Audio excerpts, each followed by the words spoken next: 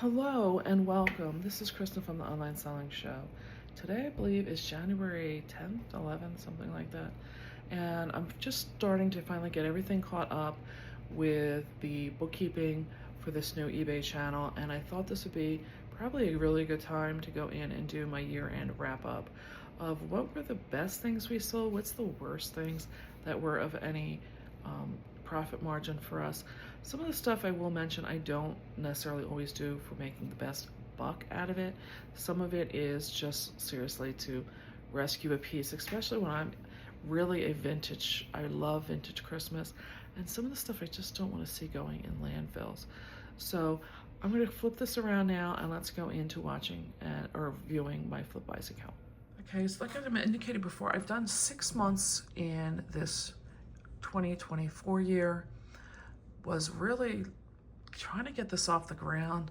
We had probably our best months, as you can see here, in August through October, which was when I was really able to mostly devote my sourcing. I had my 3 listings a day going up. Things were really going smooth. So I know that for next year, my family, my son, my husband, and I, we've talked about some things of what we can use this account for, helping in the wholesale business, but also just trying to find some ways to use it overall as a benefit for the family.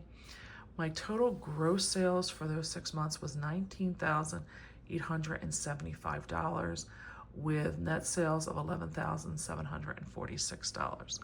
I will do some investigating because I have been putting in my things like the damaged items that I just wound up donating. Things like my mileage went in there, so I don't know if that's showing up in the net sales or not. I do have some more mileage to put in, and I will report back later after I finish it to see if that $11,746 comes down. My average gross per sale was $34.62 with a net per sale of $20.22. I've said it before, my goal in doing this was to make an average of $20 per sale. So obviously we hit that. That is phenomenal. There is a net profit margin of 59% and an average net profit margin of 58%. As you can see, the top sources, estate sales was by far, with Facebook coming in second and then yard sales by third. That is not surprising to me. As we go down for the listings by source, again, pretty much what we're seeing above, that the estate sales are a big component of it.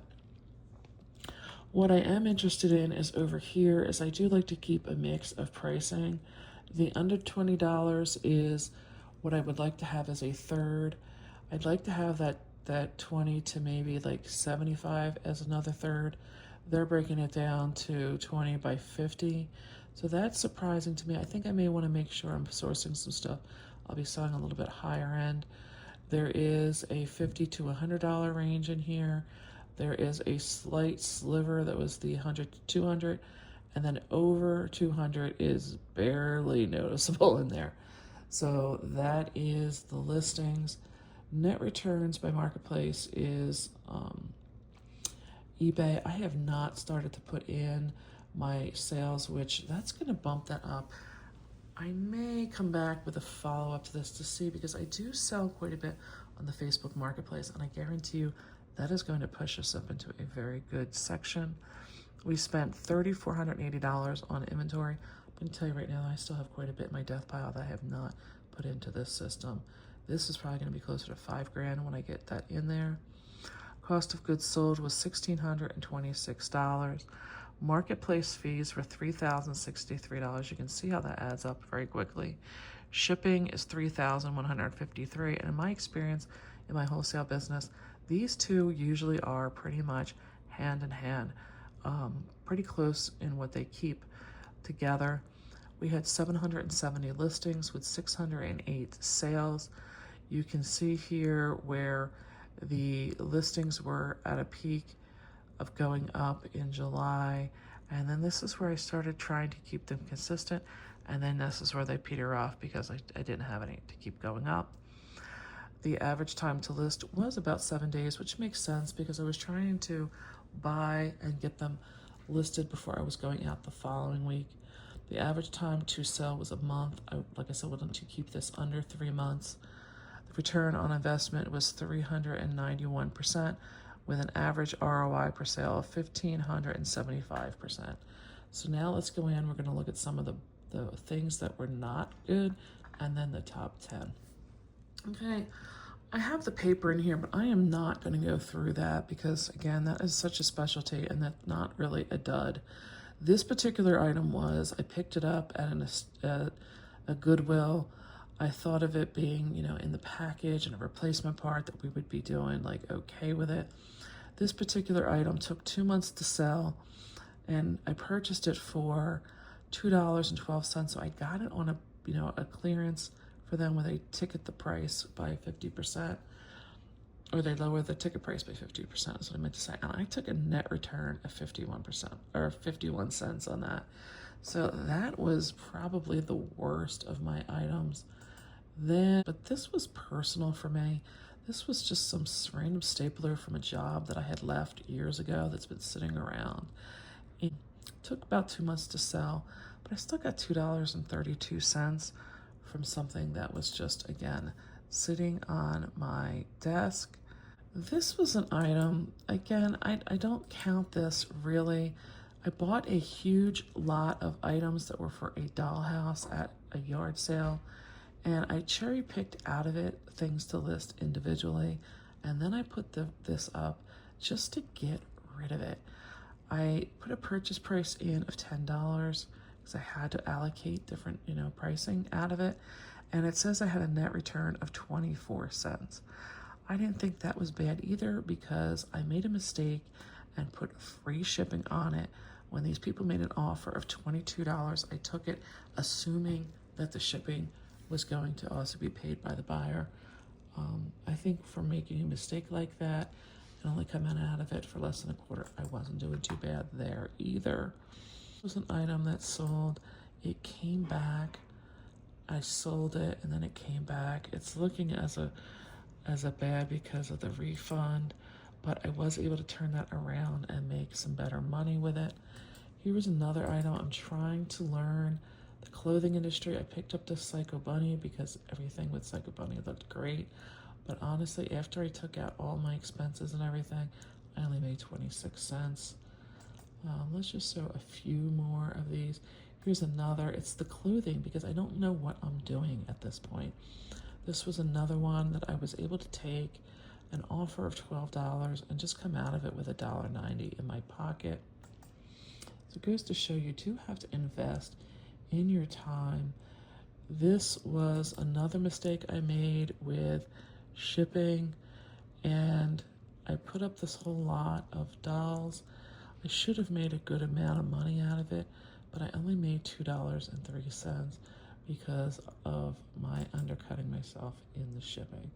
So let's see if we can find one more item, and then we'll go into the better. Here was another set of placemats that I bought at Goodwill, and I was just not up on my research skills, and you have to start somewheres, and don't be afraid to make mistakes.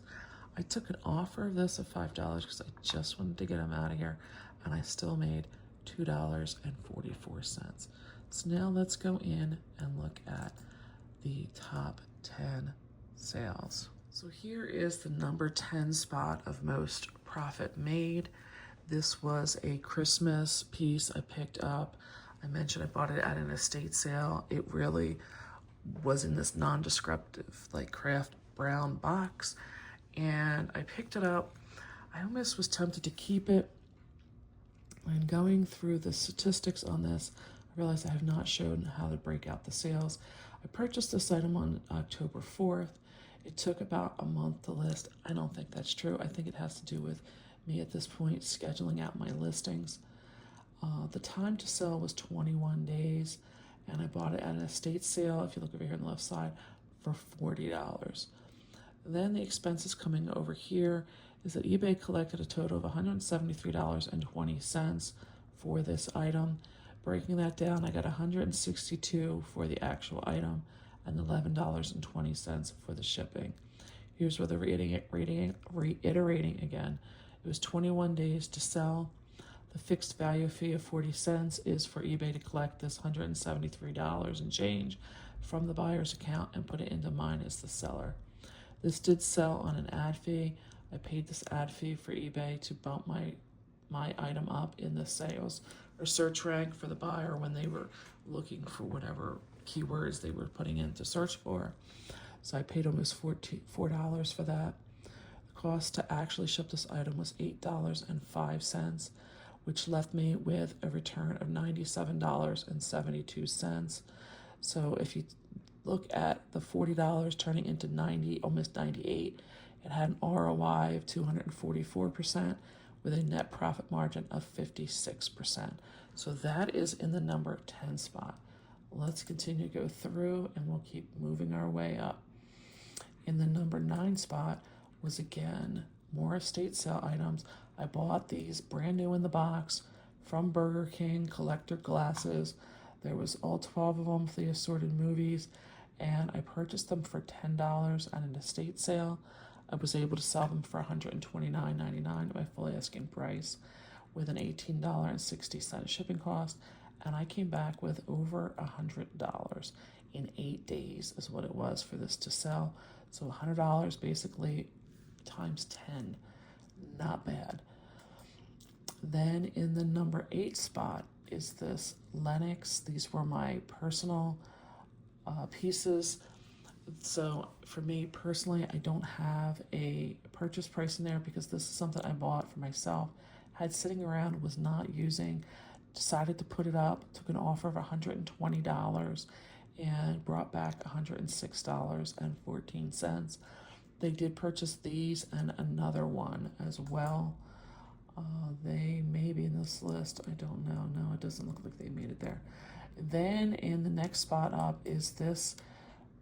This was an item that I went to the estate sale to buy. There's multiple pieces to this collection. It was stuff that you were to cut out, basically glue on things like plywood and display in your front yard.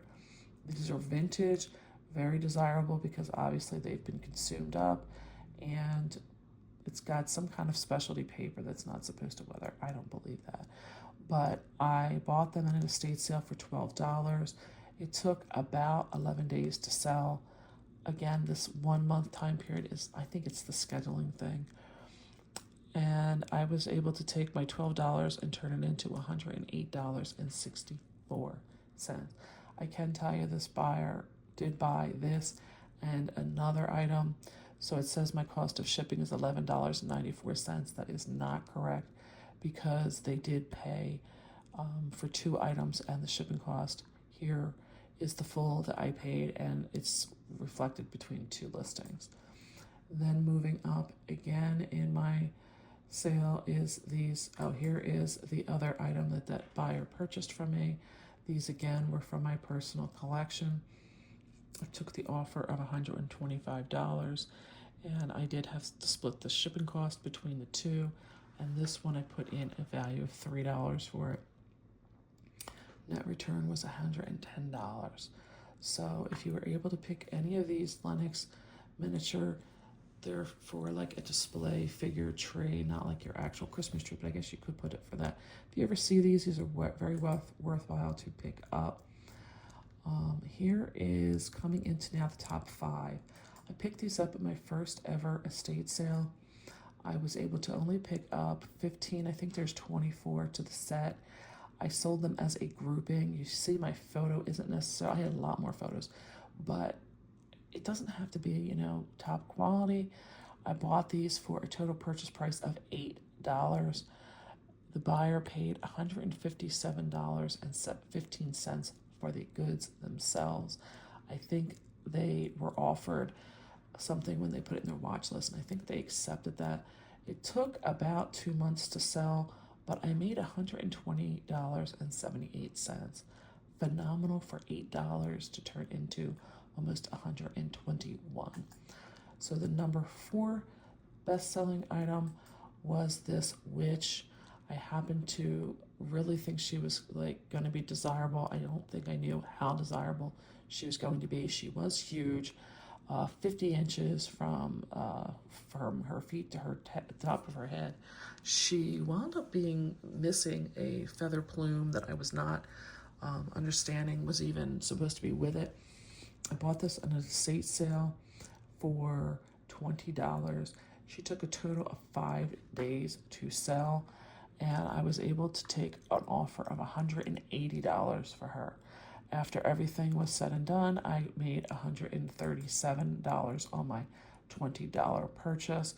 So keep an eye out. Sometimes things that look too big can be fine. She was all plush. I didn't have any issue shipping her. I actually think I shipped her in an envelope, truthfully. The number 3 spot is another personal item that was just sitting around collecting dust in my house. So I have a 0 purchase price that I put in for that. It took a total of 7 days to sell, and I took an offer of $165. I will tell you, it seems like with cameras, you get a lot of lowballs and a lot of people from out of the country trying to ask you all kinds of strange questions. Learn that with cameras, but not bad for something. I'm sitting around my house. I brought back $143.38. Then the number 2 spot and the number 3 spot were just in my very end of the year sales. These were both purchased right on the end of the year. It was purchased on December 31st at 7:30. The buyer is the same buyer. They bought these Jim Shore. They were new in the box. I don't know if they were new, but they were still in their box. And I bought this set for $20 and was able to bring home almost $150 out of this one. You will notice this shipping cost is $5.89 on here because the buyer also bought my number 1 selling or gross selling item for the year of 2024. They bought this one as well. During that same transaction, I had to split the cost of shipping up to $5.88 on this one, and they bought this one for $192.39 as well for $20. These two are basically tie, only because this one I put in $5.89 or $5.88, and the other one got $5.89. This one came in at almost $150 too. And I'm going to tell you, there was some stiff competition trying to get into this sale and get these goods. But this was my 10 best-selling items for the year. So that was my basically best-selling and worst-selling of the year. And I think it tells a story in the fact that, I don't know if you can see the background, I love Christmas. That is a passion for me. And I think it shows, because when I started to try to do the clothing and everything, and I didn't really understand all that, that's the stuff that showed up in my worst selling. The Christmas is my passion, and that's the stuff that's showing up in my number 1 selling stuff. What else is showing up in the number 1 selling stuff is when I'm finally able to say enough is enough with my stuff that I just don't want. So there is money laying around your house. Look for that stuff and lean into your passions.